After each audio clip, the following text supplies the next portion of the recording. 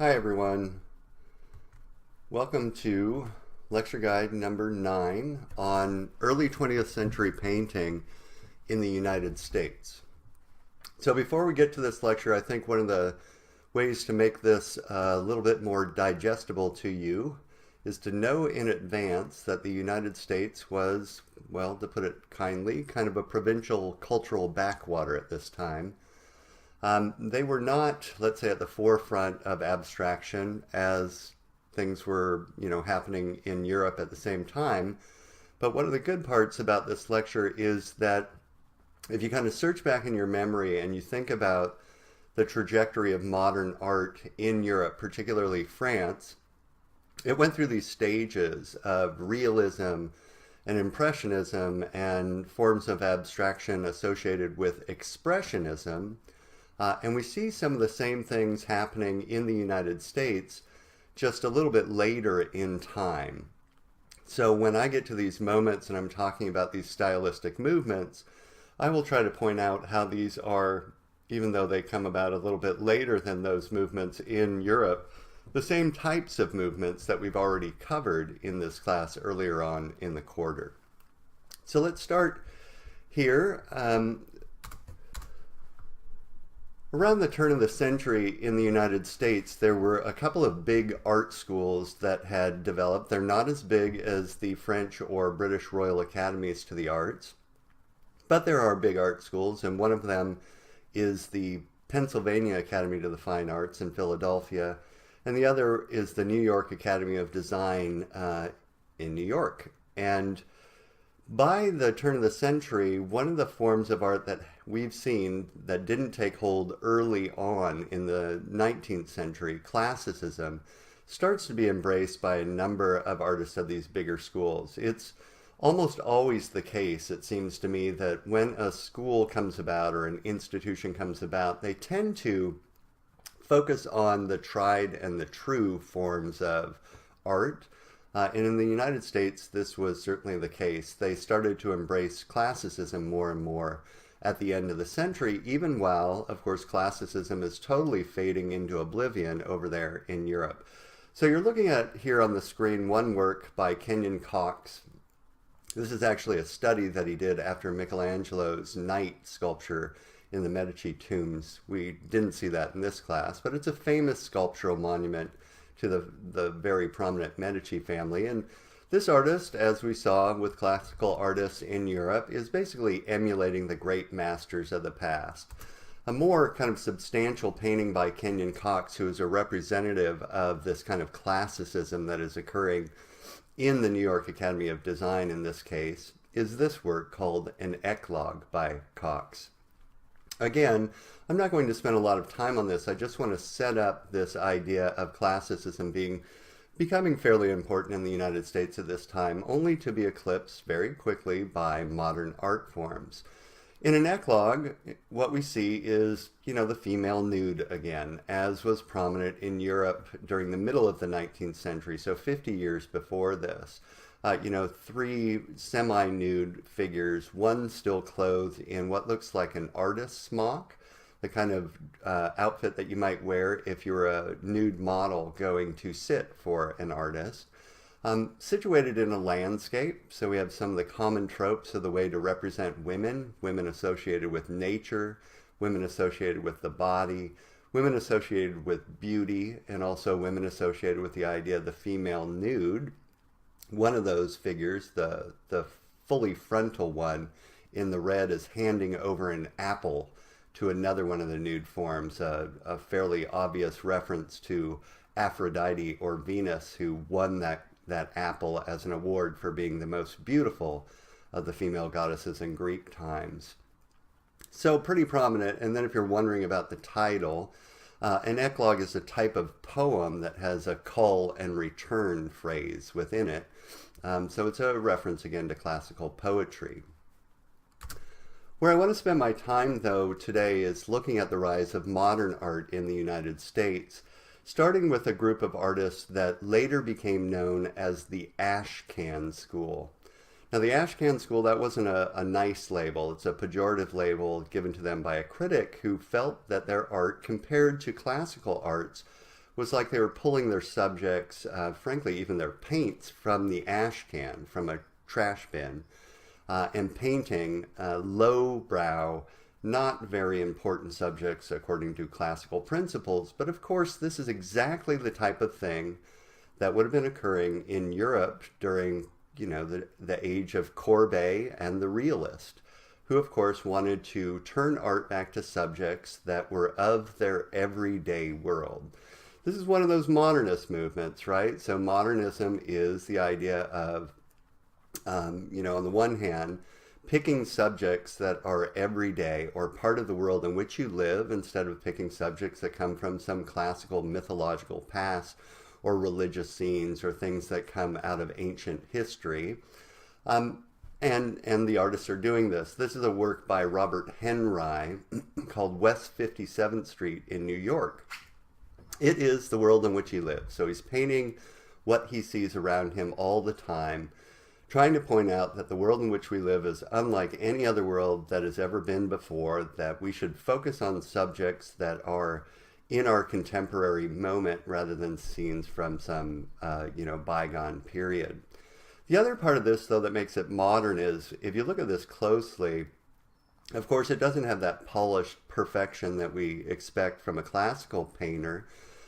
He is not trying to be illusionistic at all. He's frankly trying to be a little expressionistic. He's trying to give you a feeling of what it feels like in the snow on West 57th Street in Manhattan during his own age. He's using the paint in order to express the feeling of this place, as well as what it might look like to him at that time. And in this way, again, that's very modern. The idea of using the form elements of painting, in this case, a fairly monochromatic palette, very choppy brush strokes, kind of muddled form, in order to give you the feeling of what it's like to be there. So Robert Henry was the most prominent of the Ashcan school, the kind of organizer of the Ashcan school of painters. And many people followed along with him and got a lot of attention during this time period as being the first of the really modern painters in the mode of kind of realism that we saw in Europe from people like Courbet. Another important painter of the Ashcan school was Jon Sloan. Excuse me. Here in this painting, what he's doing is very much like the last painting. It's called Wake of the Ferry No. 2 from 1907. It's a painting of the crossing of a ferry, outside of New York, showing you what this looks like, giving you a little bit of feeling of what it would be like to be there in this dreary atmosphere. The entire composition is set a little bit off of a kind of 90-degree axis to make you feel like the boat is tipping and turning and so forth. So again, what we're getting here is a kind of combination of things that have already happened in Europe. If we think about realism in Europe, you can say, well, this is a realistic subject in that it represents the everyday world in which these painters existed. If you think about it in terms of the way that it's painting, you might be able to see little glimmers of impressionism, for instance, trying to capture the way something looks at the particular moment in time in which you're seeing it, rather than what your mind turns it into, that kind of photographic realism. But then it also has this quality of trying to express the feeling of what it's like to be there, to give you the emotional feeling of being on the back of a ferry and looking at the New York skyline off in the distance, and the boat rocking back and forth and rain pouring on you. So it's expressionistic as well. They're basically taking ideas that they've seen in Europe and trying to put them into their own artistic style. Another example of this, Backyard's Greenwich Village. Again, if you're a classical artist, this is the type of subject that is too lowbrow to even bother paying attention to. Remember, at the very beginning of this course, we set out some of the rules that classical artists and critics said were very important, and the first and the foremost was always a very grand subject. This isn't a grand subject, it's just the backyards of people's homes, with a cat playing in the snow and kids making a snowman and laundry hanging out to dry. It's trying to give you a glimpse of what this world looks like at this particular moment in time, and also, of course, what it feels like to be there at this particular moment in time. Again, one more example of this, well, a couple more, but here's another kind of lowbrow subject. This is McSorleys Bar, the place that the Ashcan School painters hung out, an Irish bar. Again, lowbrow subject, people just hanging out, having a beer, exchanging ideas, sharing their thoughts for the day, and so forth. One of my favorite paintings by John Sloan is this work, a little bit later in time, from 1928, called 6th Avenue Elevated at 3rd Street. Now what we get here is the same idea, a very kind of contemporary subject with a emblem of modern technology, the elevated train being shown here, a kind of new phenomena showing up all over the world, but especially on the East Coast here in the United States, moving people in and out of the city. It's more, though, than just that technology. It's an emblem of modernism, much the same as Gustave Caillebott's work called The Bridge of Europe, or Pont l'Europe, where he used that modern architectural style of the bridge to say, hey, I'm a modern painter. So that's part of what he's doing here. But then again, look at what the main subject is. I think this is very cool because we keep seeing representations of women as objects of male desire or all about beauty. Remember, the status of women in the world up until the 20s was pretty, traditional. Women were supposed to be in the home. They are, meant to be entertainers in a way of the home. They're not allowed to go out in public necessarily without chaperones. But after World War I, when women had worked in the factories, and of course most countries had given women the right to vote right after World War I or right in the middle of it, things had shifted a little bit. So you see these women, flappers basically, out on the town, having fun, arms locked together, teasing each other, going out to explore life independently on their own. And so he's really like, some of those impressionist painters, documenting some of the shifts that are occurring in the world in which he lives, showing you these changes in gender roles in society and the independence of women at this time. Some of the painters associated with the Ashcan School, just like Gustave Courbet in France, were also interested in political change, and the most prominent of all of these artist was George Bellows. What you're looking at here is a work called Cliff Dwellers, which is actually here in the United States at the LA County Museum, if you happen to be in LA sometime soon, in which what the artist is painting is something that for most people of the time was caused a great deal of anxiety in the United States. It's the rise of more and more immigration. Immigration had really exploded in the last 3 decades of the 19th century. And we kept getting more and more immigrants. And one of the things that was different about the immigration that occurred at the end of the 19th, beginning of the 20th century, is that these huge amounts of people from foreign countries would come to the United States. And instead of easily kind of integrating into society, because of some of the difficulties in the economy, because of some of the prejudices in the United States, they tended to kind of get clumped together in their own zones in the big cities, in the cheaper parts of town. So you're kind of looking at the Lower East Side of Manhattan here, with these high-rise tenement buildings that were created for them in order to cheaply house them. A tenement is kind of like a giant apartment complex, but very, very cheaply made, with rent prices that people could afford, with slum kind of landlords taking advantage of people and so forth. In any case, the anxiety that a lot of people had, and we still hear, unfortunately, a lot of this rhetoric today, was that these people would deteriorate the social fabric and morals of, real American society.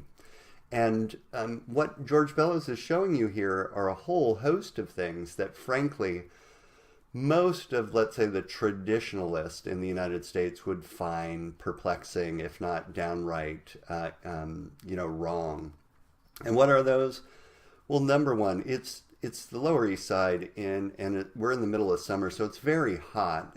Everything that these people are doing is completely expected, I think, but there are things that fly in the face of the social norms of the time. So, for instance, because it's so hot, there are a whole host of people, droves of them, out in the streets, either without their clothes on or with very, very kind of skimpy clothes on, which isn't seen as prim and proper during the time. People should be wearing, formal clothes. They shouldn't be wandering around the streets in negligees and nightgowns or without any shirts at all.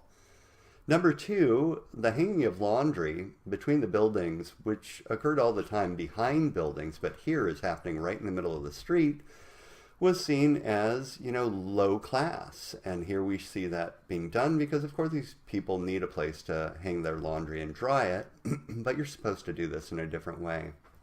Or another thing that we see is in the foreground, women here in the heat of the day, nursing children, or up here as well, which is seen even today. People get really anxious about this for reasons that are beyond me, frankly, but, it is one of those things that breaks the social norms of the time and led a lot of people to fear that if we kept allowing more immigrants in, all the social proprieties that were important in the United States would be deteriorated by these masses. Now, when he paints this, though, he's trying to say to us, hey, look at the difficulty of these people's lives. If you don't like it, let's help them do better. George Bellows also did works that were on athletic scenes, such as this work called Stag Night at Sharkey's, or Stag at Sharkey's. And he always has a little bit of commentary behind what he's showing you. It's not just a boxing match, right?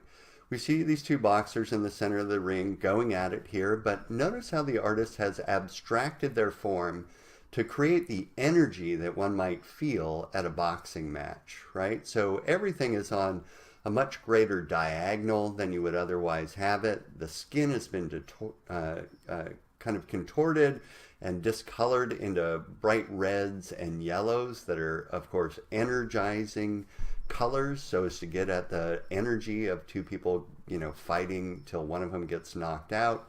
The way that they crash into each other. He's trying to express the feelings and emotions and energy of a boxing match here. And then down below, if you look at the crowd around them, all of the faces have been contorted, or, he has distorted these faces and turned them into masks, showing that the energy of this fight is, of course, vicariously being emotionally channeled by the audience members. I'm sure we've all felt this before if you watch sports, and if you've seen anything like, some of the cage fighting or boxing matches, that you see these, people fighting, hitting each other, working really hard, and that energy gets transferred into you. And here, George Bellows is trying to show that by distorting the forms in the background. In other words, this is a very expressionistic work. He is changing the way that something would actually look, so as to use the form elements, things like composition and color and line, to express the feeling of a boxing match and the effect that that has on the audience itself. In addition to this, though, he gives it the title Stag at Sharkey's, to reference the fact that these boxing matches were not open to women, that only men could go see these types of things.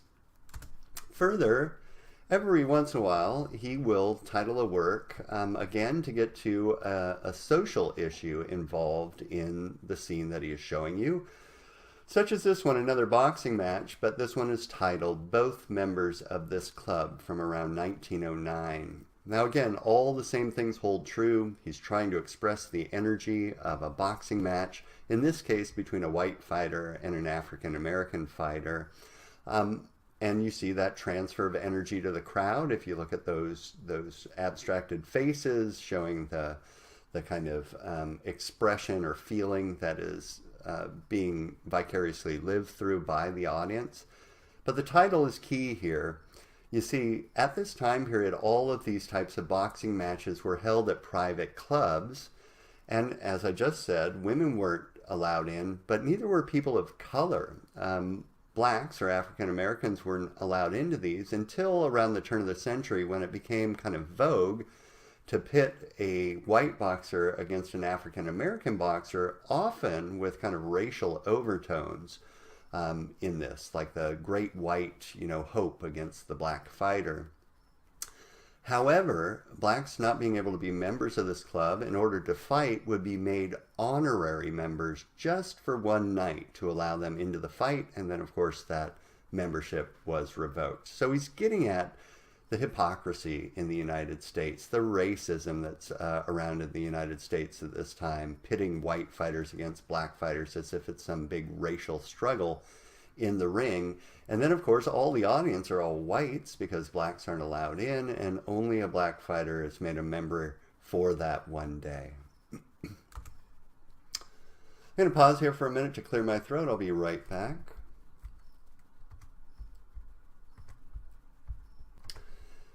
Members of the Ashcan School were also instrumental in organizing and bringing a huge show of modern art to the United States known as the Armory Show. See, in 1913, there were very few venues in which the American public or artists could go see modern art in the United States. We didn't have any huge museums yet that showed abstract art. There was just one major venue, Alfred Stieglitz's 291 Gallery on Fifth Avenue in New York. And so here are the American artists associated with the Ashcan School and other American artists who are interested in abstraction, thinking, as we saw before, frankly, something very similar at the beginning of the 19th century, trying to show the American public what was going on in Europe so that they would be more persuaded to embrace the abstract work that they were doing themselves.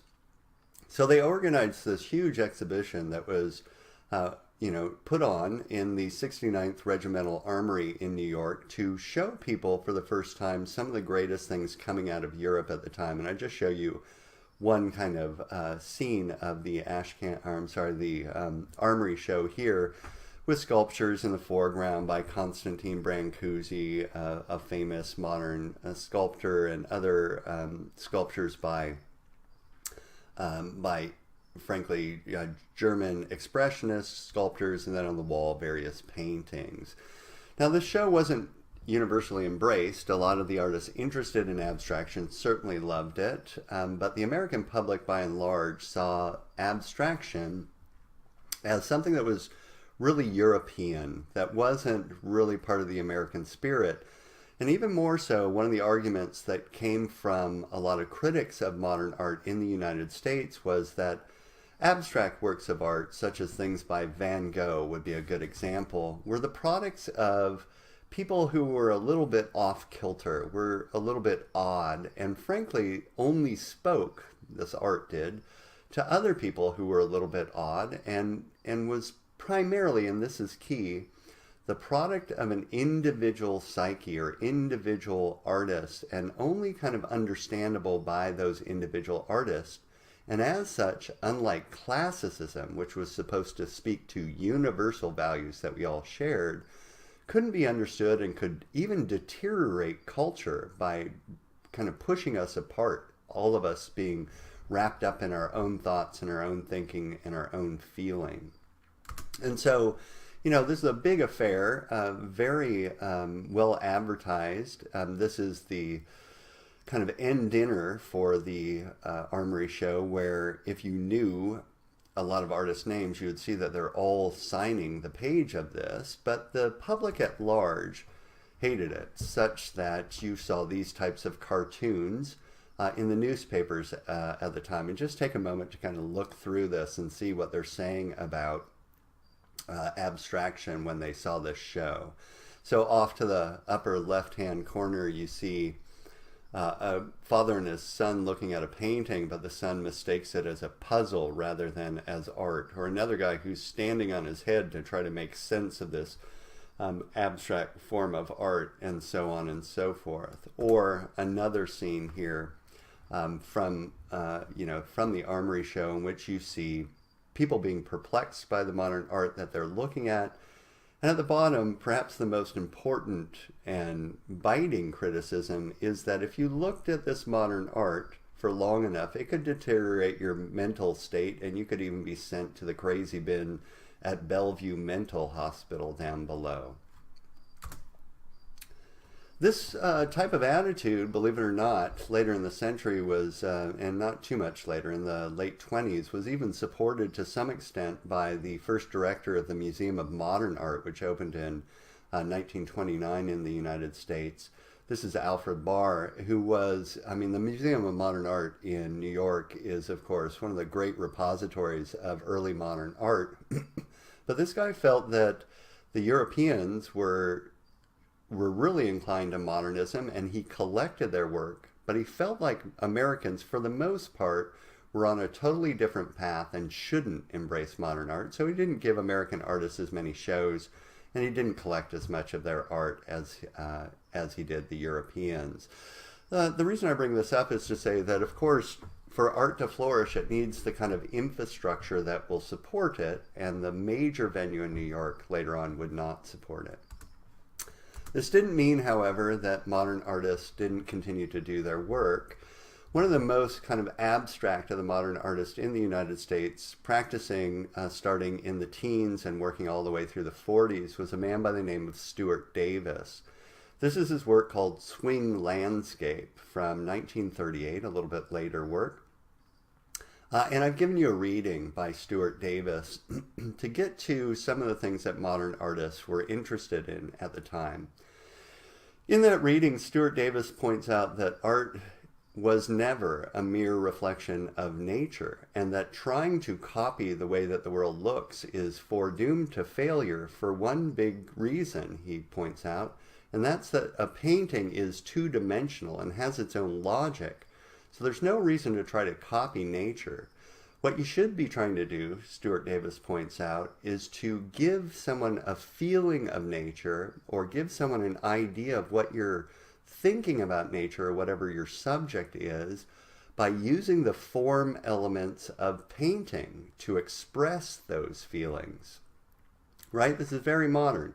Instead of trying to copy something which photography could do better, or that you could see firsthand, a painter has to be worried about what the logic of painting is, what its essence is, what its strengths and weaknesses are, and use those strengths in order to say something about the subject matter. In Swing Landscape, what he seems to be getting at is the bustling busyness of a city, right? What does it feel like to be in a big cosmopolitan center with a ton of things going on, walking through this, seeing multiple different things occurring, lots of movement, lots of change, lots of vibrant colors in his painting, lots of diagonals, to give you a feeling of what does New York feel like. He's not taking one moment in time and just showing you that. He's showing you everything that perhaps his perception has gathered over the period of hours, and then painting the feeling of what that experience was like, using the form elements of painting to try to get to it. Or another example of Stuart Davis's work here, New York Mural from 1932, on the same subject, but here even more specifically, probably about a parade in the city, maybe around the time of Chinese New Year or something of that sort. What does it feel like? What is it, what is the emotions that you have while viewing this? And how can I use a painting, which is at its very basis a two-dimensional surface, in order to express the feeling of that? Stuart Davis was not intensely popular during this time. A couple of painters, though, who are interested in abstraction, who did gain a great degree of popularity, were people like George O'Keeffe, or later I'll show you Edward Hopper, who tend to hover in between complete abstraction and things that are very recognizable.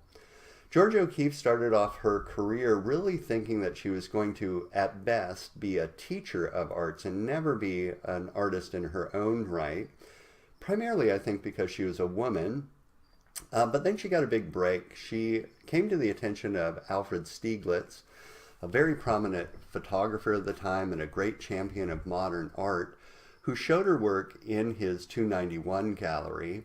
And then, of course, the two got married, and later on they got estranged, but this helped bump her career and bring her into proximity with a lot of artists who were gathering around Stieglitz's 291 gallery and talking about modern art. She also took classes with Arthur Dow, who was a very famous painter and theoretician of modern art, who was very interested in the ideas of Vasily Kandinsky. Remember him, the German expressionist artist. He's actually Russian, but he worked in Germany for his entire career. And so she would have read passages of Kandinsky's famous Concerning the Spiritual in Art. She would have taken classes from people who were trying to teach the rudiments of what modern art was all about. And this is a very good example of something early in her career called Music, Pink, and Blue from 1919. This is a painting that is derived from basically a studio exercise that painters still use today, but it became very important at the beginning of the 20th century as a way of thinking about what modern abstract art can do. The technique is that in the studio, someone would play music, and then the painters would try to paint the experience or the visual facsimile of that musical experience by using, color, line, shape, and composition in order to get to those feelings. Remember, the analogy of music for modern visual artists was very important. The belief that music doesn't necessarily need to have lyrics or conventional meanings or narrative meanings in order to be effective, right? We can listen to music, and the different tones and the way that they're combined can produce feelings within us. And modern visual artists thought, well, why can't painting do the same thing? Why does this need to be representational? What if I just use shapes and colors and lines and composition in order to express a feeling? And that's what she's trying to do here. Give you the expression of the feeling of the music had for her by using different colors and shapes and lines in their composition to create a visual facsimile of that musical experience. George O'Keeffe was famous in the 20s for painting a series of paintings that were on flowers, very close-ups of flowers, such as this one called Black Iris. These paintings, of course, are something that George O'Keeffe used in order to express her ideas about nature. This is something that you will have read about in your text reading. In other words, she would look at a flower, it would produce a feeling in her, and then she would abstract the flower somewhat in order to reproduce that feeling in an abstract form.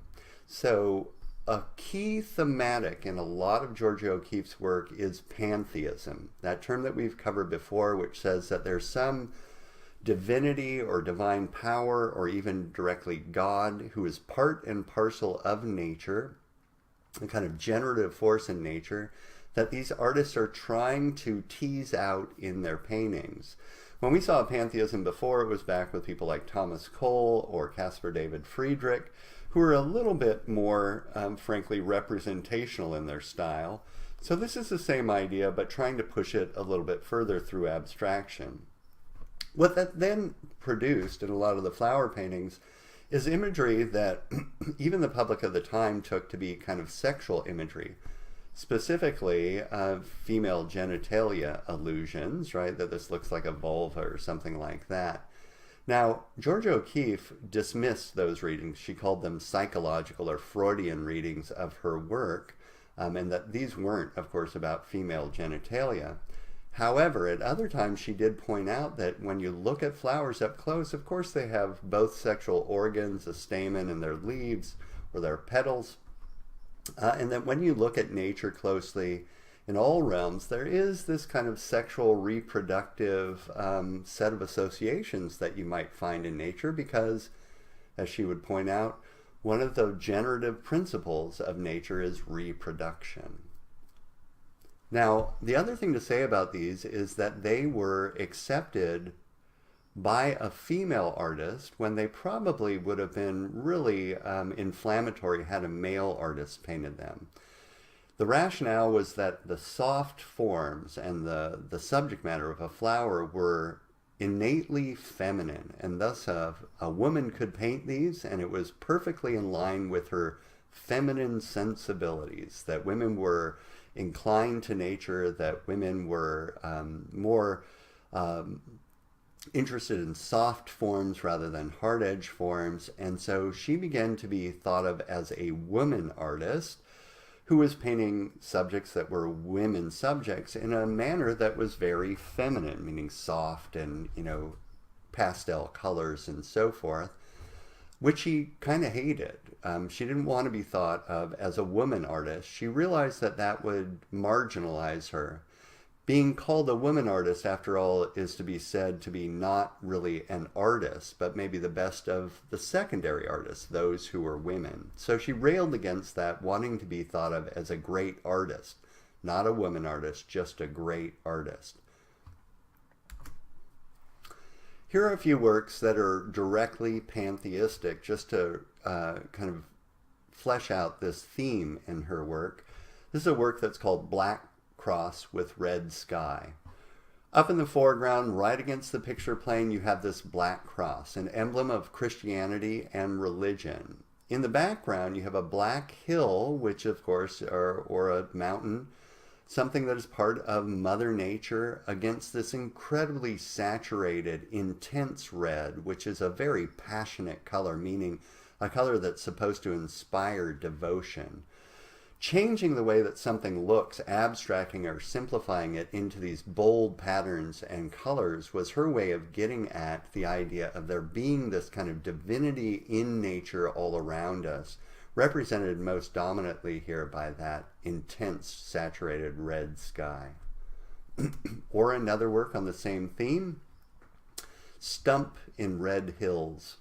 Now, before The Lion King came around, I used to have a tough time trying to explain this logic of pantheism, but I think most people get it now. This is basically the circle of life theme, that trees grow as all things grow and live, and then they die and they rot and they're returned to the earth to provide the fertile ground for new things to grow and live. And that's what she's getting at here.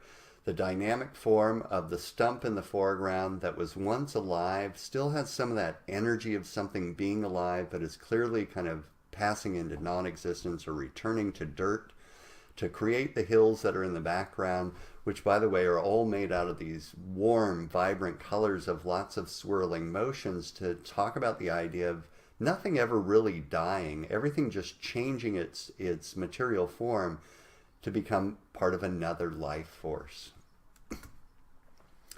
And the same theme here, right? This is Red Hills and Bones.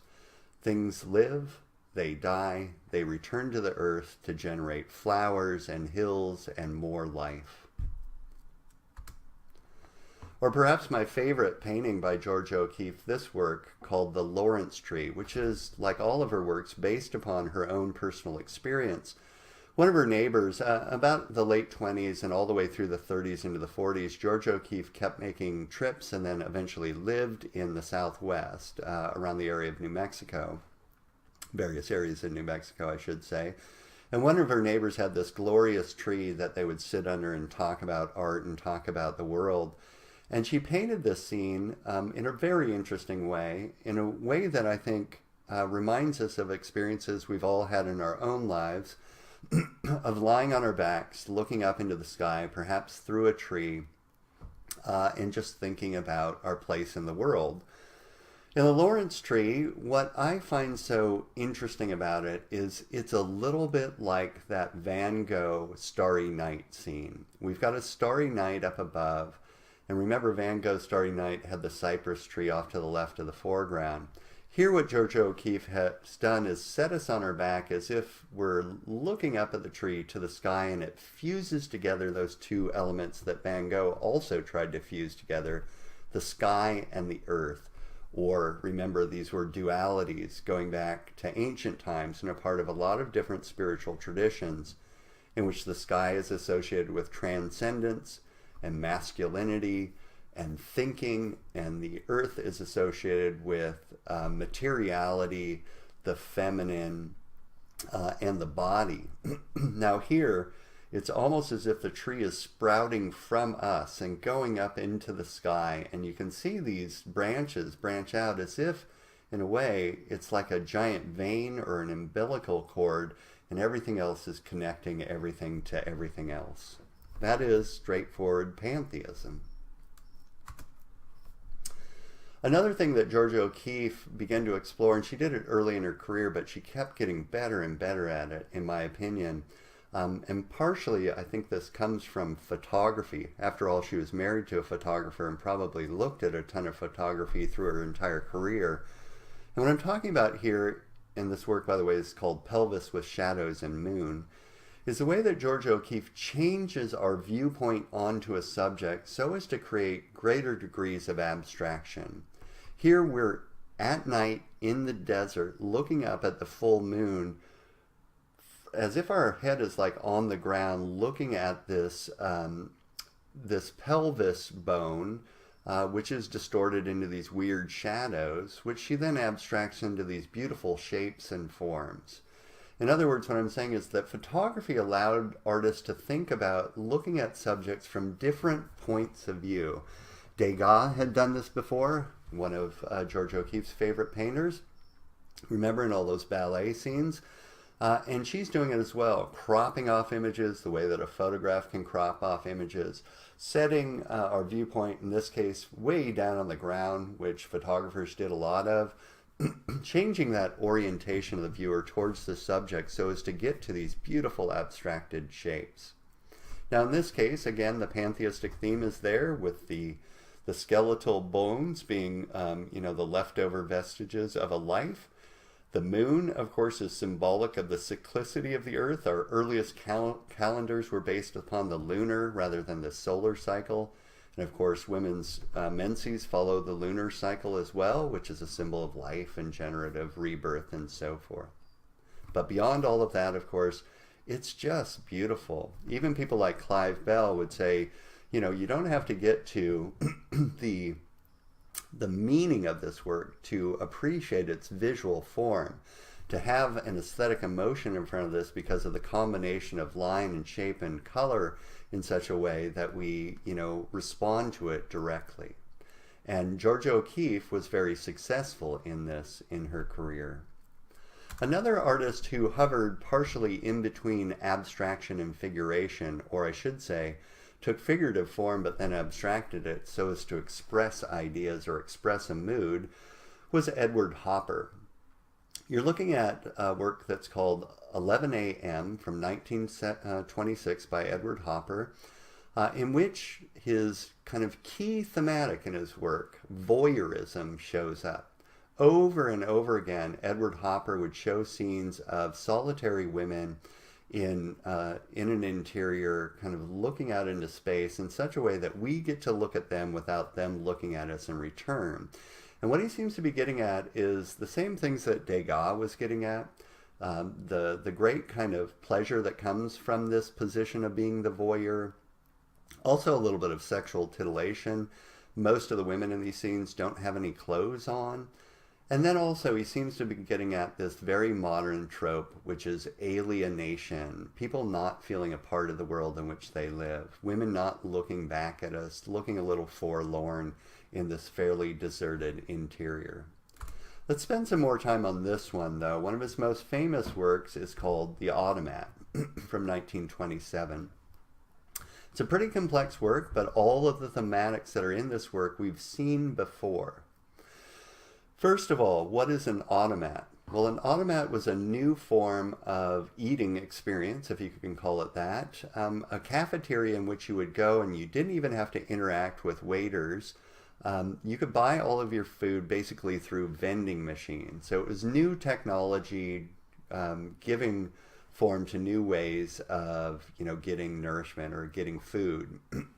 For Hopper, that automat in which you don't even have to interact with other people to get your food seems to be emblematic again of alienation, that technology keeps alienating us from other people, putting something in between us and other people. In this scene, the young woman sits at a table all alone, and behind her, if you're having trouble reading this, that's the front window of the space, but it's reflecting the interior of the automat with those banks of lights up above. Now what he's done here is two things. He's put the woman on display in much the same way that this fruit is on display next to her, which by the way rhymes her shape, in the window to call people into the building. Like you can buy grapefruit like this here. Now, fruit is a symbol of sexuality. It's oftentimes associated with young women as viable sexual partners or viable mates. And so you have this kind of correlation between the woman and that fruit in this interior. She would be seen by everyone walking by in the same way that the fruit is. The other thematic, though, that seems to be addressed by this blank window is that it shows you what's going on inside the automat, and you don't see anything. It just seems blank, as if nothing's there. No one else is there.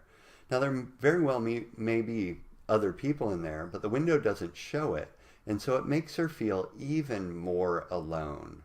And as you go through this even more, you start to notice that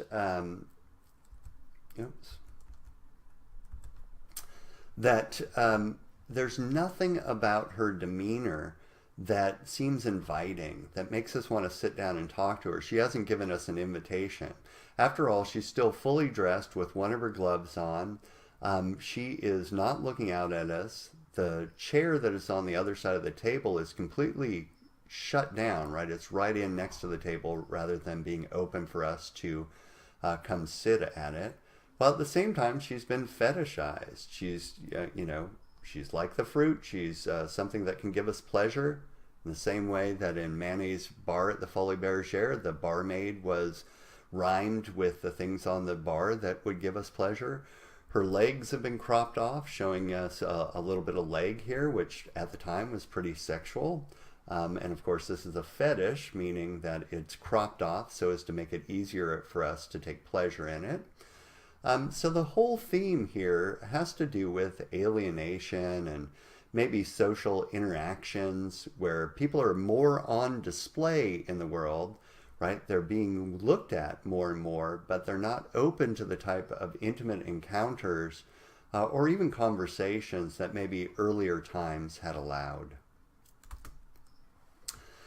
Just briefly, I wanted to say that a lot of Edward Hopper's work is also just about, beautiful form and various light conditions, such as this one called Early Sunday Morning. It's just a street scene of, a row of shops next to each other with these nice alternations of red and yellow and the effect of light on these surfaces. It's just meant to be a kind of beautiful pattern. Or, this scene that is called Gas from 1940. Again, just a kind of nice, beautiful pattern of trees in the background and these old, gas dispensary pumps out there to look at. And of course, many of you will have seen this before. This is Edward Hopper's most famous work, The Nighthawks from 1942. It's basically the same theme as what we just saw in the automat. It's people sitting in a diner late at night, not interacting with one another, all in the same space, but seemingly socially alienated from one another. Now, there's been a ton of speculation about this, this painting.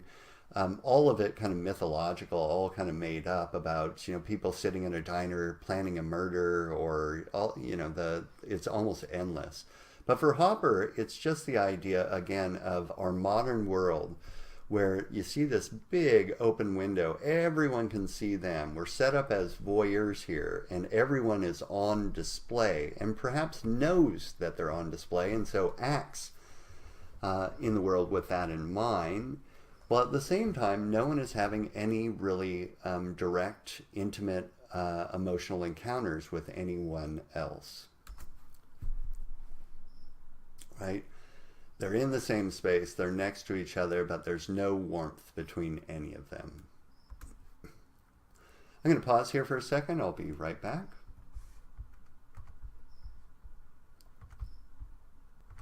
The last of the stylistic movements that we'll cover today is regionalism. At the end of the 1920s, the United States went through a really difficult period. Some of you know that in 1929 the stock market collapsed, and it led us into the Great Depression. Now, during this time period, there was a great deal of emotion around immigration and, frankly, adopting anything that was European. You see, the shorthand version of this is that a lot of the American public felt that Europe had dragged us into the First World War, and that the boom-bust cycle that followed this, meaning that the economy boomed during the 20s but then was overextended and collapsed, was the fault of Europeans. And so we had various cultural movements in the United States that pushed for the idea of an indigenous American art form that would speak to true American values. And regionalism, even though it started before the stock market collapse, really pushed these ideas and became the most prominent art form in the United States in the 1930s. You're looking at the cover of Time magazine here, showing you Thomas Hart Benton, who is the first painter who we'll be looking at here today.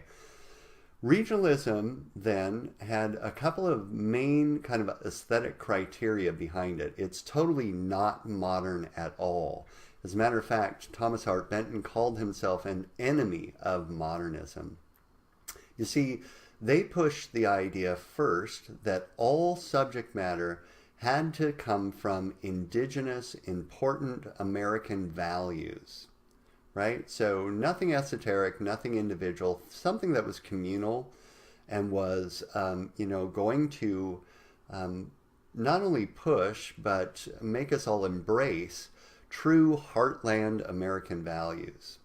Number two for the aesthetic philosophy of regionalism was the idea that these artists had to speak in a language, representational form, that was understandable by all people. They thought of this as being very democratic, meaning instead of looking at abstract patterns and wondering what the heck they were, you would look at representational forms that anyone could understand, that you wouldn't have to have any special knowledge to get them.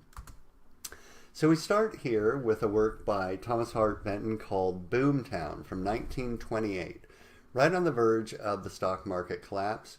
Thomas Hart Benton is basically painting a modernized version of something that you saw way back there with Thomas Cole and Asher B. Duran and Thomas Crawford, the theme of progress, the theme of America putting to use its natural resources so as to prosper.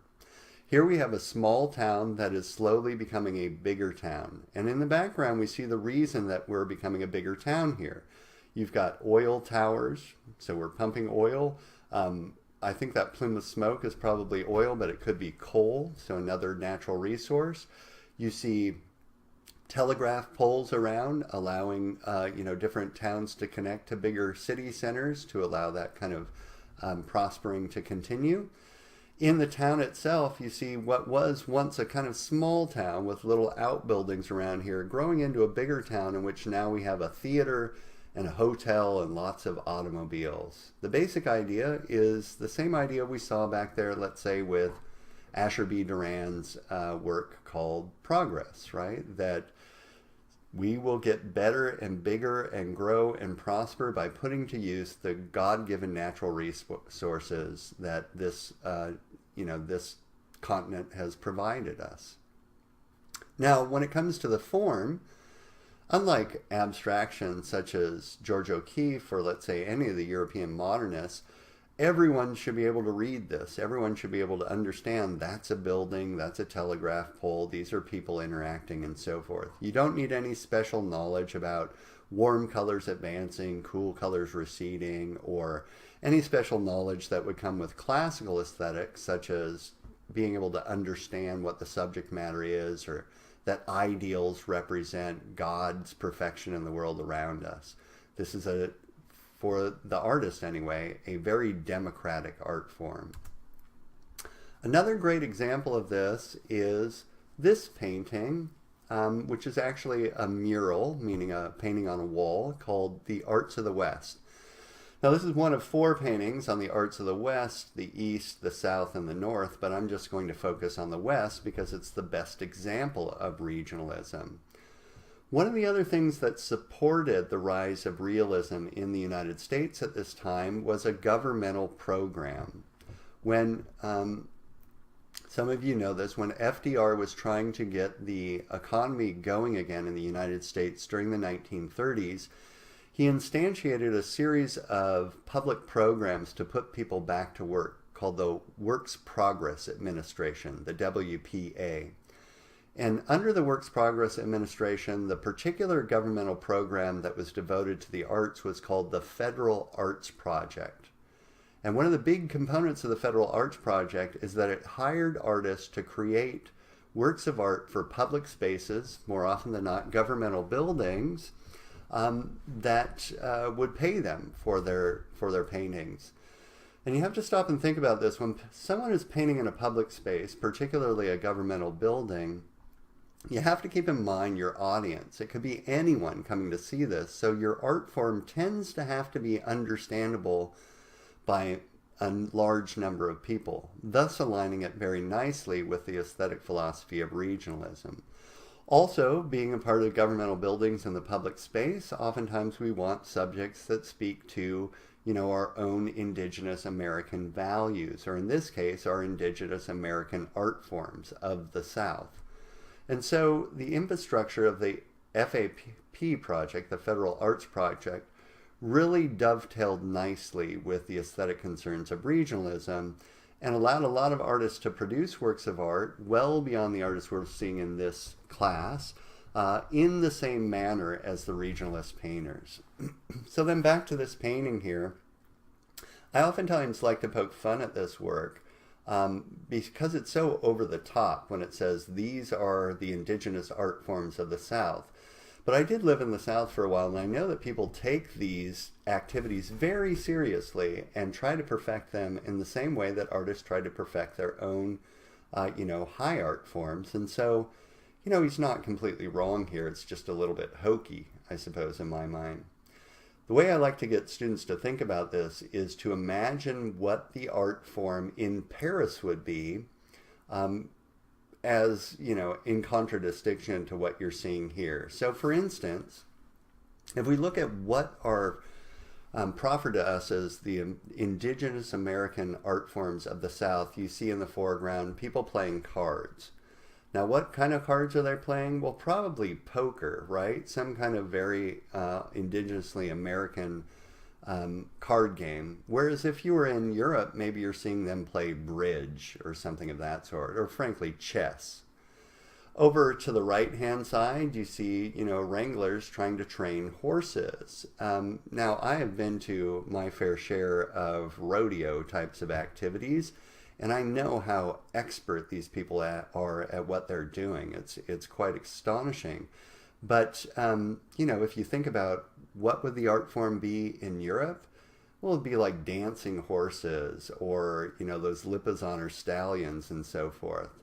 Or in the background, you see people playing horseshoes. I don't know if you've ever seen old guys play horseshoes, but they take it really seriously. It could be considered an art form, I suppose. Whereas in Europe, if we were looking at a similar type of game, it would be boules or something of that sort, bocce. Over here, people playing music. You can almost hear them playing it. Very southern music with a fiddle and a harmonica and a guitar being picked here, and drinking, moonshine as well. Think of the complement activity in Europe. Maybe it's a, chamber orchestra, or fiddles and fiddles are not the same as violins. So, and people in Europe probably drinking champagne, or in the background, people doing line dancing instead of, let's say, ballet dancing. All of this is to say, and this is, of course, Thomas Hart Benton's big push here, our indigenous art forms, while, let's say, seen as lowbrow by Europeans, are nonetheless art forms. There's nothing less, or nothing that is more arty than this, even though, let's say, the Europeans frown upon this or poke fun at us for this. And of course, the whole thing's understandable. You don't need to have any esoteric knowledge to get what we're seeing here. And I should point out again, of course, prominent front and center, shooting. Americans, we like our guns. For whatever reason, it goes way back, and sharpshooting, of course, can be quite an art activity, if you think of it as being an activity that is trying to be perfected. Another artist associated with regionalism is Jon Stewart Curry. I should have said this, but most of these regionalist painters actually got most of their clients or patrons, or sold the vast majority of their works to not the people they're representing, not the kind of farmstead people you see here, but rich collectors in New York.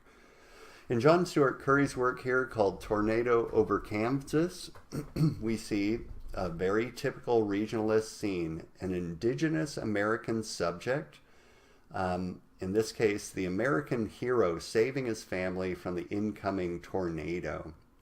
Now note some things that are seen to be indigenous American values. This is that old idea, the pioneer spirit again, the nuclear family toiling away, working hard to make a life for themselves despite the types of, twists and turns that nature throws at them. The family is, and this is very, very common in regionalist pictures, almost always white. It's almost always a nuclear family with, you see this, the father in the foreground he looks like he was the All-American quarterback for his high school team, saving the rest of the family by ushering them into a silo to await the storm, going through. Everyone can read this. Everyone would have understood this. Everyone would have got the thematic. It's an indigenous American subject matter with indigenous American values, at least according to the people of the time. These are, as you've probably started to figure out, a lot like Norman Rockwell's paintings, which were painted a decade or so before this for the most part. And they really caught on at this time period, where America is feeling very isolated. We're disassociating ourselves from Europe, and we're trying to figure out what, at least a group of us, are trying to figure out what an indigenous art form of America would look like. Another work by Jon Stewart Curry is Baptism in Kansas. They all take place in heartland areas for Jon Stewart Curry, so Kansas is key here.